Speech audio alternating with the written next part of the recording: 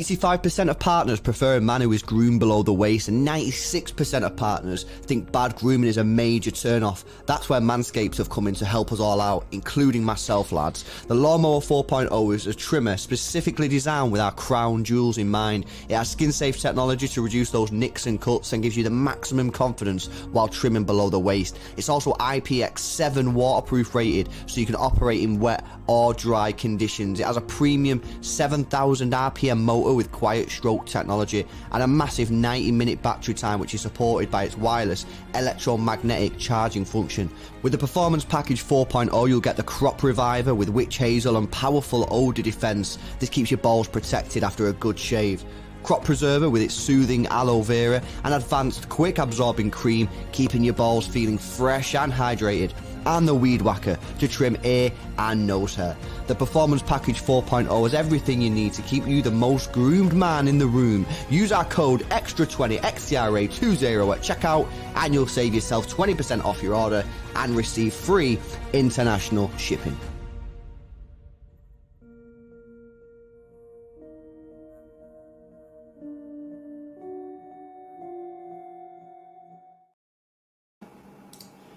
Yo, people, how we doing, man? Welcome back to another stream. It's the midday stream, and we've got a transfer story for you. Big up to the guys at Manscaped sponsoring today's stream. Make sure you guys have dropped a like on the stream. We're 9 likes away from 100. Make sure you are subscribed to the channel as well if you are new. Now, this is quite a funny one because certain people might remember that in the summer, there was a certain winger that me and Jordan said City should target. You can get him for relatively cheap because he only had 1 year left in his contract. And basically, we started the hype train and then Manchester City shot it down. However, last 24 hours, the Serge Gnabry rumours, Bayern Munich have returned. Boys, how are we feeling about this one? Hugh, what are you saying, bro? Yeah, I like Gnabry. I've always liked Gnabry. He's a versatile player. He's got everything to his game. I'm not sure what his contract situation is. Do we know how long he's left on that? And a new contract. He's just signed a new contract in 2026.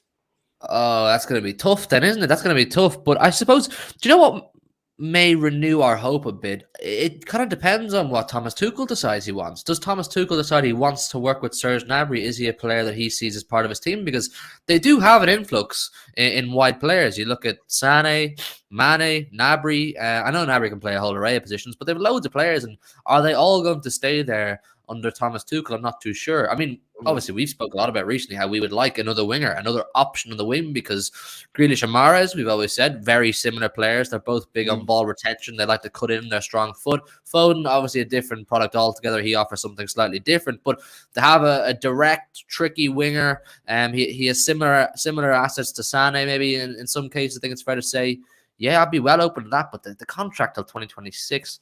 I mean, you probably have to pay big cash to get him out of there. Do you think so? I don't know, man. I don't think you would have to pay big cash. I don't think you would. I think you could probably get him out of there for like 40, 50 million. I reckon you get him out for like 50 mil, 40, 50 mil. I think that's where I'd be looking. Do you though? Because he's integral to their team. He's made 36 appearances this season. He has 12 goals and 11 assists. Yeah, his stats are very good.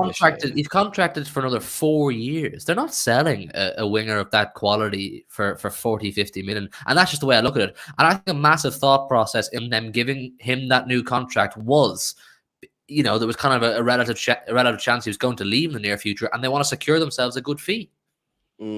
I think personally, the only way you're proper gonna get us full sending on this deal is if Serge Gnabry comes out and says that he wants to leave. I think that's the only way that you get this over the line. Like if he tells Bayern Munich that he wants to leave. Yeah, if Serge Gnabry comes out and said he wants to leave, that's the only thing happening. Yeah, which could happen. That could happen 100%. I think he was willing. To leave in the summer. Has someone got feedback here, by the way? I'm getting feedback on the audio here. I think it might be Hughes. I think I can hear myself through Hughes Mag. I think. Yeah. Only does it every so often though. Yeah. I think we could potentially get him out there. I don't know, man. I think fee-wise, chat. Let us know what you think in the chat about this. What do you think fee-wise? How much do you think we'd have to spend to get him out of the football club? I just personally don't believe that it's going to cost. I mean, you said big cash. What? When you say big cash, what sort of fee are you thinking here? Well, my brain, for some reason, is always stuck in like 2010 and what big cash would have been then. In today's market, maybe it's not crazy cash, but I'd say, yeah, I see a lot of people in the chat saying 70, 60, maybe would be 60. I think would be a fantastic price to get him at, but I think you're looking at 70, 75 if you want to get him. If he's contracted 2026, like you said, yeah, Bayern won't get roasted for that. Certainly interesting. Swap deal with Cancelo. I mean, it's a possibility. I mean, if obviously City don't want to bring him back in the summer, he's also got to want to go to Bayern Munich. It's not been plain sailing for him since he's gone to Bayern Munich. Yeah, maybe he might want to actually come back to City with Bayern Munich. Obviously, with everything not going straight forward there. Yeah, 100%. I want to show you guys the stats from this season because his stats are incredible. And by the way, again, this just proves that sometimes on this channel we do talk real shit, you know, because we said in the summer we should have gone for Serge Gnabry. The rumoured fee that would have got him out of Bayern Munich in the summer was around £30 million. And we said on this channel, we should be going for Serge Gnabry. Not as a starter, but as a player that can come in and rotate as and when. And maybe he might be able to get into the first team and start every week. But we should have gone for him in the summer. It's left ourselves a little bit weak on the wings. And we should have gone and got him in the summer. Will Manchester City move for him? I want to show you the stats. I want to show you the links. Got a couple of super chats coming in here. First of all, massive dubs in the chat. I've already seen the dubs flying in. Darcy coming in, man. With a 20 gifted. Yo, what the hell, man? Big up Darcy bro. been mad, you know. Coming in with that big 20 gifted. Says, enjoy, guys. Yes, Darcy. Appreciate the support, man. Obviously, a long-time viewer of the channel and an Xtra Club member. Appreciate the 20 gifted. That's super generous. Thanks, mate. We've also got Harsh. Says that I prefer Liao, guys. Come on, City. Liao's an option. Yeah, Liao's an option, but obviously nothing really been linked with him just yet. Maybe we'll get some more news in the next couple of weeks if this contract thing doesn't get sorted out. And Martin, yes, from the Mancunian way with a 5 says, afternoon all, hope all good. Don't think he suits our new style, in my opinion. Just got rid of all our pace merchants. Just my opinion.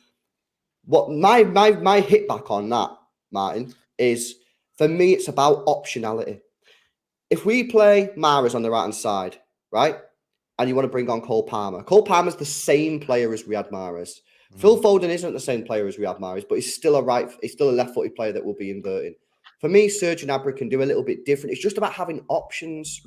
I don't necessarily disagree with the comment, but for me, I want options. I want Pep Guardiola to turn around to his bench and go, you know what? I can proper change this up if I need to. Kind of like when we had Sane on the bench, that was the same situation. Like, you could throw Sane on it, it changes it, rather than having to bring on like-for-like players. Correct. So for me, don't necessarily disagree with the comment, but for me, it's more about options. So yeah, that's my view on it. And of course, Martin will be coming on the show. Hopefully, going to get a show next week for the Avengers. It was everyone was not able to do it, so we couldn't get a show together this week. But next week we'll try our best to get one done.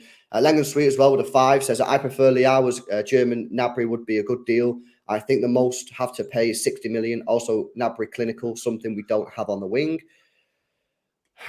I mean, Mahrez is probably clinical. Mahrez is pretty clinical. I mean, he missed a lot of chances at the beginning part of the season, but that's unlike him. Like Mahrez is clinical. I think he's clinical, but obviously he's not fast. And Serge Gnabry does have a little bit of pace. Yeah, Serge Gnabry got that pace in it. Yeah. And the final super chat coming in is Joel Webb with a 2 says, great to see a fellow Irishman on the channel. Yes, yes. Come on, Joel, man.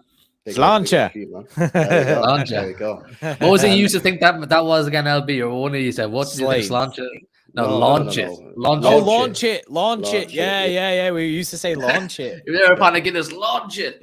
When we was in Ireland and we drank 16 pints of Guinness, we were saying launch it. Yeah. Everyone was like, why are you saying that for? Yeah. Like we full thought it was launch it. I don't know why, isn't it? Like... It's crazy. Yeah, guys, check these stats out. Big up all the super chats and Darcy for that 20 gifted again. Thanks, guys. Look at these stats for Serge Gnabry, man. Absolutely incredible. 36 games, 12 goals, 11 assists. Now, that's a lot. However, look at his minutes. He is often subbed off or subbed on. He very rarely plays 90 minutes, as you can see on the right-hand side of the screen here. However, I've just done a quick maths on his goals and assists, right? You know, he gets a goal or an assist every 80 minutes. That's sick. I believe Serge Gnabry is one of the most criminally underrated football players in European football. I'm not trying to say that he's mint. I'm not trying to say that he's world class. But I'm just trying to say he is not respected enough. And he's not respected enough, bro. Because when we said in the summer we should go for him for 30 million, there was a lot of people in the stream saying, you guys are chatting shit. He's not good enough. For 30 million quid, he would have been a great addition to this squad. And imagine just having something slightly different on the bench and that little bit of pace, that clinical finishing, but direct power, P&P would have been mint. And we don't have that. And I think that if City can go in for him, I think that we should seriously consider do so. Well, the thing is, like I say about his game time there, if he's always being subbed on or subbed off all the time, then that's the reason why you might want to leave by him. And of course, he has played in England before, of course. So, coming over here, and I think he's homegrown. He is. He went through, was it Arsenal or West Brom? Arsenal, yeah. Did he play for West Brom for a while? He played for West Brom, yeah. Yeah. There's two things. I'm looking at his transfer market here as well, just in the background. And there's two things stand out to me as to why I can see definite truth in City reigniting their interest. And that is, first of all, the versatility. We know that Pep Guardiola loves players that can play in an array of positions. He's played all across the front three and even in centre mid at times this season. But he spent 80% of his time, by the looks of it, about 80%, on the right wing. Our City's starting to look towards a Riyad Mahrez replacement. That's kind of it. With Riyad Mahrez, what is he, 31, 32 now? Is Gnabry a fit that can come in and have that instant impact? Obviously, because Cole Palmer still has betting in time to do. He still has to prove himself. Can he be a Manchester City, in contention starting 11 player?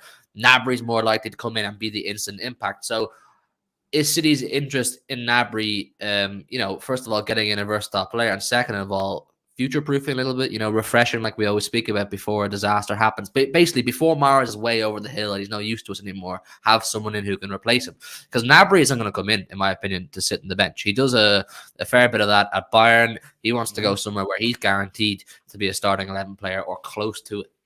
Yeah, I agree with that. Well, surely he back himself. I mean, how old Mahrez? Mahrez 32 now. You know Gnabry's 27. Yeah, so surely Gnabry, you got to be backing yourself. Surely, to take that spot from Riyad Mahrez. I think we've got. What if Phil Foden takes that spot? Is he going to back himself to take Phil Foden's spot there on the right wing? Well, I just think you've got to back yourself. I mean, look at his minutes. Look at his goal returning. The thing is, we play a lot of football. We play a lot of football as well, which is good. Yeah, which is 60 games a season, man. Yeah. If we were to get Gnabry, who spends most of his time on the wing and most of all the right wing, like I said, do you think that would lean towards maybe sooner rather than later Phil Foden spending time in the midfield? I don't think you'll ever see Phil Foden play in the midfield under Pep Guardiola. Ever? Consistently. Pep prefers him as a winger, innit? So that's my opinion. You just never see you never see Phil playing in midfield anymore. I just think it would have happened by now. Yeah, I think we've seen it once or twice, and it was class. We've seen it once or twice this season, and he was absolutely class. And remember, Pep has spoke about this. Pep has spoke about Foden playing in the midfield eventually. He just has more learning to do, and that's the actual quote. He has more learning to do in building up his overall game. So I'm not with you. I don't think it's completely out of the equation that Foden could turn into a main midfielder for Pep Guardiola. And I think bringing in another winger or a predominant wing option would probably lean towards Phil Foden moving into the centre. Because we've known this all along from the time Foden I would just be shocked that if I seen, based on what I've seen now from Pep Guardiola, I just would be shocked if Phil Foden now got a consistent run in the midfield. And obviously with us looking at Bellingham, we've still got Kevin De Bruyne. I just see Phil Foden's future at Manchester City whilst Pep Guardiola is here on the wings. I wouldn't be shocked because Pep's come out himself. Like he was there. Pep has come out himself there and said that he will be a midfielder at some point. Hey, but how long? I mean, I tell you what, Foden's been playing first team football now for what, 3 or 4 years? Well, the only thing that kind of backs LB on this is the fact that we are signing midfielders. We're looking to replace midfielders, not move Phil Foden into midfield. Do you know what I mean? That's what I was about to say. I'll give you a scenario. If we sign, say, Bellingham and a Gnabry, Bellingham and a midfielder, that would lead me towards Foden is going to spend more time than he currently is in the midfield. But if we go and get, say, 2 more midfielders, a Bellingham and a McAllister, but no Gnabry type player, yeah, Foden will stay out in the wing. I think the signings we make this summer will give you somewhat of an indication as to where Phil Foden's going to play next season. Yeah. I think so. I think that's fair to say. Mm-hmm. Yeah. No, it'll be interesting to see what happens with Foden. But yeah, I just see his future on the rings as well as Pep Guardiola's here. But yeah, Serge Gnabry, very, very good player, contracted until 2026. Will City make a move for this one? Obviously, we know that City are interested in a winger. Pep Guardiola did say that pace ain't really the be-all and end-all. However, we know that they like Leao. We've seen that on numerous reports, and I think that the interest there is quite strong. Serge Gnabry, there was a few links last summer, but there wasn't really that many, and it got shot down quite quickly. Yeah, we kind of hyped it up. Yeah, we hyped it up a lot. And I just feel that if they wanted Gnabry, I feel like they probably would have gone for him last summer when they could have got him a lot cheaper. He had a year left on his deal last year. So if they really wanted him, why didn't they just get him in? And we could have done with a winger. We just sold Sterling and Jesus. So I just feel that I would like Gnabry at City. I think he'd be a great addition to the team, a great addition to the squad. I don't think it would cost the end of the world, but I don't see this one happening myself, because I just think if they did want him, why didn't they just go and get him last summer when they could have got him a bit cheaper? Yeah, it'd stink of bad business, wouldn't it? Like, because we could have got him for like 30 mil or whatever, 30, 40 mil, with him being a year left on his contract. And then we go the next year and then sign him for, do you know what I mean, like 60, 70, like he was saying. So it just stinks a little bit. But like I say, the only way I see it happening is if Serge Gnabry comes out and says, I want to leave this football club. Yeah. Because I think that puts Bayern in a situation where they go, right, well, we need to offload this player. And he's not played that many minutes. You know what I mean? If you look at the games, yes, he's playing a lot of games, 36 games, as you said. But if you actually break it down by minutes, he's only played 1,800 minutes. Laporte's played 1,600. So he's only played 200 minutes more than Laporte. And everyone's talking about Laporte like he's definitely gone because he's not playing enough. Serge Gnabry's only played an extra 200 minutes. So you look at it like that, you go, oh, okay, yeah, he's very much, he's like a bench player, a squad rotational player. Very rarely gets 90 minutes. And yeah, it wouldn't surprise me if he wanted to leave in the summer, but he does have that big contract. Will anyone come in for him? It certainly will be interesting. Yeah, that's true. Got a super chat here from Martin again. Says, I think we could use Alvarez as a wide forward with Foden, Grealish and Mahrez, unless Riyad leaves to free a spot. Well, I don't think Riyad will leave, in my view. And I don't really want to see, I'm not with people on this. I feel like I'm just disagreeing with Martin again here. But I don't want to see Alvarez on a wide, on a wing or like out wide. I want him playing as a striker, man. I mean, I seen that with like the likes of, I don't fucking know. Jesus was stuck out on the wings, and of course, Ferran Torres got stuck out on the wing, but Ferran Torres could play across the front. He could. I don't want to see, me personally, I don't want to see Alvarez on the wing. I seen obviously Freddie put the clip up of a video that we've done about speaking about how we get Alvarez into the team. I think it was the video that we did, how Manchester City could change next season. We uploaded the video a couple of days ago, if you've not seen it, guys. And I was speaking about how you get Alvarez, Haaland and Kevin De Bruyne into the team. And the way that I built it was that Haaland and Alvarez were the strikers. I don't want to see Alvarez playing right wing. Yes, he probably can do it. And yes, he probably do an okay job. But I want to see him as a striker, man. That's his position. Yeah, so I personally want to see him as a striker. But if it's a Martin says in the chat there, he's thinking of a way to just get Alvarez into the team. And yeah, and I hear that. And to be honest, I actually thought we would have seen it more already. I thought we would have seen Alvarez on the wing a little bit more. But we've not really seen it too much. When he does come on and play that wing, usually like if Bernardo Silva's in the mid, he'll move over to the right hand side, and Alvarez will like push in a little bit. Yeah, so I think the reason why we've not seen that too much this season, in my view, is because I think Pep Guardiola likes having those inverted players on the wing, so then they can hog the wing, hog the touchline, and then when the ball's played to them, they can get that nice control, take it back inside, and move the team up the pitch. Whereas if you've got Alvarez on the right, you're more inclined to play like through balls in behind, and of course, if you're playing through balls in behind, you're more likely to lose possession because it's a hard pass, right? If I'm passing the ball straight 5 yards to someone on the wing, and they can just accept the ball, easy, right? If I'm playing a ball in behind a centre back and a full back, and I've got to get that pass accurate, I've got to get the pace of the ball accurate, and the run from the winger has to be accurate. Otherwise, he won't get there or be offside. I think that's why Pep doesn't really fancy him too much on the wings, because I am with you. I am quite surprised I've not seen more of Alvarez on the wing, but I think that's the reason. I think Pep likes having like a Mahrez, Bernardo, or Foden on the wing who can get the ball and receive it easily. Yeah. See what else people are saying in the chat on this one. Strudels with a 5 says, given the new team shape, do you think the width and pace will be better from the wing or fullbacks? Love the content as always, guys. Yes, Strudels, mate.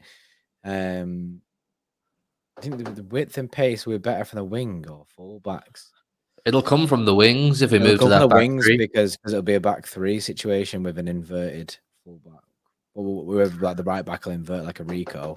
So your pace and width will come from like your Mahrez and your Grealish. They'll hog, like Lewis said then, they'll hog the touchline.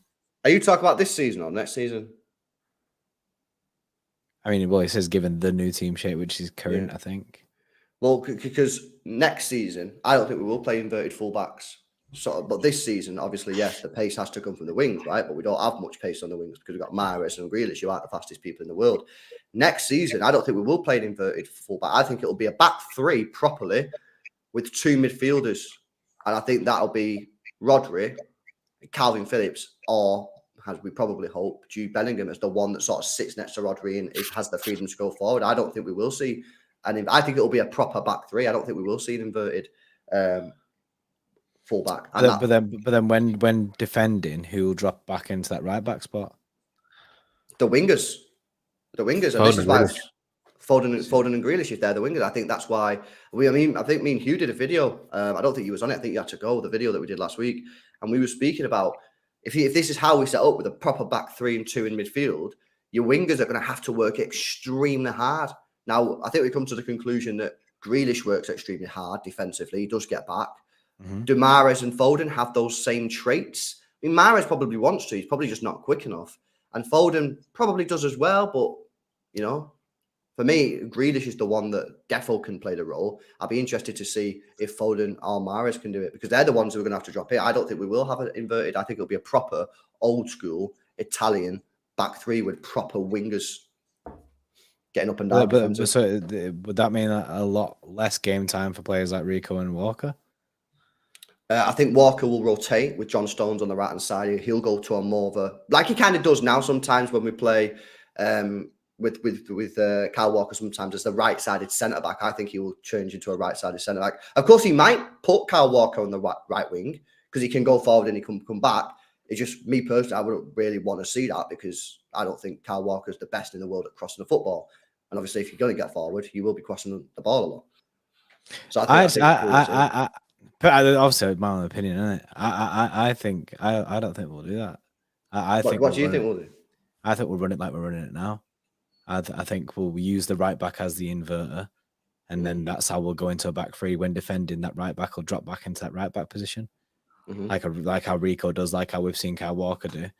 And I think that's what he do. Say if we go get a Guardiola, I think he'll just play on that left side, just like Ake does. The only thing with that is I don't see the point why we're signing Bellingham then, because Bellingham for me because you're losing Gundo and Bernardo. You're putting Bellingham in there with KDB. Gundo's important to the way that we play with this style, so he can turn on the ball. I think Jude Bellingham for me, his best position would be sitting next to Rodri and being given the freedom to go forward. I don't think we see Bernardo doing that as well, though. But like he comes back and helps. But then I get what you're saying, like with an inverted fullback. Because that basically means we're playing 2 8s, right? And then again, how do you get Alvarez into that team? I think because of the reason I think we'll go with the thing that I've gone for is because I think Pep Guardiola will want to play Alvarez and Haaland next season together. And that's the only possible way that I can see that happening without completely losing control of the midfield and without sticking Alvarez on the wing, which he won't want to do. But we'll have to say, it's going to be an interesting. Hugh, what are you saying? I don't think he'll stick to any one formation. It won't be just a set. This is out and out how Manchester City play. I could see a bit of both because when you have all these players, like I said way back at the start about Serge Gnabry, Pep is all about versatility. Players who can play in different positions, players who can do different roles, adapting depending on the opposition and the competition. Like we've seen with Champions League, we've approached that slightly differently this season. So I think getting in players like Gnabry who can play a huge amount of positions, players like Vardiol who are fast, strong. He can be the out and out defensive centre half if needs be. He can play left of a back three if needs be. Bellingham, as we know, he could play as a number 6. He could play as an advanced 8. He could do box to box. All this kind of just leads to Pep having the options to do whatever the hell he wants on a week-to-week basis. So you can kind of argue till the cows come home about what set play or set formation we're going to use, but you can't predict this. You kind of said it well before when we was looking at like Gnabry. Is the versatility of Gnabry. I think the players that like a Guardiola, he's versatile in the sense that he can play left back, can play centre back. Do you know what I mean? I think that it just gives Pep a lot of options. It gives Pep a lot of options in what he wants to do, and he can change it up. Like end of the day, it's Pep Guardiola, isn't it? It's Pep roulette. So he has them options to switch it. Yeah, certainly interesting. But there you go. Serge Gnabry linked with Manchester City again. He does have a contract until 2026. He's going to take probably at least 45 million minimum, with obviously opinions from Hugh, maybe a lot higher than that. Some of you guys in there in the chat have been saying 70 million. I reckon still you could probably get him out for 50 million, but I don't 100% know. Just before we go, because I think this is quite funny and I want to show this on screen because I think it's quite funny. Look at this comment from Alexis Sanchez. He says, I don't regret going to Manchester United. Things happen for a reason. I would have liked to have gone to Man City. Yes, we would have won the Champions League by now. In the final, I would have done something. You know what? Then, big man. But the thing is, he's kind of like cancelled out the first part of that sentence with the second part of the sentence. Yeah, he definitely has. Like, because I don't regret going to Manchester United, but I would love to go to Manchester City. So, you regret going United. You're allowed to say it. But I also think that he would have cooked at City. Alexis Sanchez would have been unreal. Mm-hmm. Yeah, he would. Yeah, in fact, there's a bit more on this, actually. Let me bring this up because it's actually pretty cool. Let me bring it up here. So this is what he says as well. He says, I was about to go to Manchester City in 2018. I spoke to Guardiola every day. He told me happy birthday. He was my dad at Barcelona. He was like my dad at Man City. We talked every day. He sent me messages. Everything was ready. There was a player who was going to Arsenal. Then Wenger tells me you're not leaving because the other player didn't want to come and they don't have another. Suddenly the cell phone rings. Mourinho tells me, Alexis, here is the number 7 available for you. It wasn't a money thing, so everyone knows. It was the same with United and Manchester City. He said to me, here is the 7. We're playing Champions League and we're going to give everything. I wanted to leave, but I had Guardiola's word. I think he's lying about the money thing because it was kind of widely reported at the time, right? That like they'd sort of blown us out the water. And of course, he's getting 500 grand a week. Yeah, it doesn't make sense. It doesn't make sense him saying that the money was the exact same. Like, why would you choose to go play for a defensive team like Jose Mourinho over someone you called your father who plays fluid attacking football, which would suit you to a T? Like we all agree, Alexis Sanchez under Pep Guardiola in that City team, in that Centurion City team, would have been absolutely scary. So he went there for the cash, man. He took a fat bag and said, sorry, Dad, I'm not coming to Man City. Yeah, basically that is what he did. He said, "Sorry, Dad. Daddy Pep, but I ain't coming, mate." Sorry, Daddy. It's a rip. It's a rip. It would have been meant. I mean, woulda, coulda, shoulda situation, but it's a shame really because he would have proper cooked at City. He'd have proper cooked at City. He would have. Mad. Right. Anything else to say on the Serge Gnabry thing, lads? Hope he comes. Do you hope he comes? Genuinely, do you hope he comes? Yeah, I think he offers that kind of something that we don't have. If we can't get someone, then yeah, Serge Gnabry is a great option. Who would you rather have, Leao or Gnabry? Leao. Ooh, who? Oh, that's a heavy question as well. I'd Leao's have Gnabry, me, you know. I rate Gnabry. I think Leao. I just think could be something. So, but the thing is, Leao is predominantly left-sided, isn't he? He plays predominantly on the left. Yeah, we need more so a right-sided winger right now, I think, to back up Riyad Mahrez. We don't need. Right. We're not desperate for a left-sided player. I'm leaning towards Gnabry. I rate it. And Gnabry, by the way, I want Leroy Sané back. This is a public appeal to get Leroy Sané back. Please clip this up and send this to Sané people or to his wife or to whatever. Come home, please. I need Leroy over any of these bums. I need Leroy Sané. He's my guy. I'd take Leroy overall. Man. Just before we go, I'm going to show you this. This is Serge Gnabry. If we look at the right hand side, I don't know if you guys can see this on the right. Might not be like good for you, but look at this. This is Serge Gnabry. He's played 143 times right winger, played 108 times as a left winger, 45 goals, 40 assists on the right, 41 goals, 15 assists on the left. So he gets more assists when he's on the right hand side, but he still gets the same sort of goal output. In fact, goals per game, he probably gets a better goal output on the left than he does on the right. So man gets goals, you know. His output is ridiculous. And this is why I said right at the start of the stream, I think he's one of the most underrated, disrespected wingers in Europe. I really do. I think he's mad disrespected. Sick. There we go, guys. If you're watching on a replay, let us know in the comments who would you rather have: Rafael Leao of AC Milan and Serge Gnabry of Bayern Munich. Probably get them out the club for the same sort of fee. Leao, you're looking at 60 mil. You're probably looking at something in that sort of region for Serge Gnabry. Been a big one. Make sure you guys smash a like on the stream if you've not done so already. Make sure you subscribe to the channel as well if you're new. If you want to help support the channel grow, you can become a YouTube channel member. The link is in the description. We'll leave you guys with the Manscaped ad. You know what to do. Spam in the chat, let's go. 85% of partners prefer a man who is groomed below the waist, and 96% of partners think bad grooming is a major turn-off. That's where Manscaped have come in to help us all out, including myself, lads. The Lawnmower 4.0 is a trimmer specifically designed with our crown jewels in mind. It has skin-safe technology to reduce those nicks and cuts and gives you the maximum confidence while trimming below the waist. It's also IPX7 waterproof rated, so you can operate in wet or dry conditions. It has a premium 7,000 RPM motor with quiet stroke technology and a massive 90-minute battery time, which is supported by its wireless electromagnetic charging function. With the Performance Package 4.0, you'll get the Crop Reviver with witch hazel and powerful odor defense. This keeps your balls protected after a good shave. Crop Preserver with its soothing aloe vera and advanced quick absorbing cream, keeping your balls feeling fresh and hydrated. And the Weed Whacker to trim ear and nose hair. The Performance Package 4.0 has everything you need to keep you the most groomed man in the room. Use our code XTRA20 XTRA20 at checkout and you'll save yourself 20% off your order and receive free international shipping.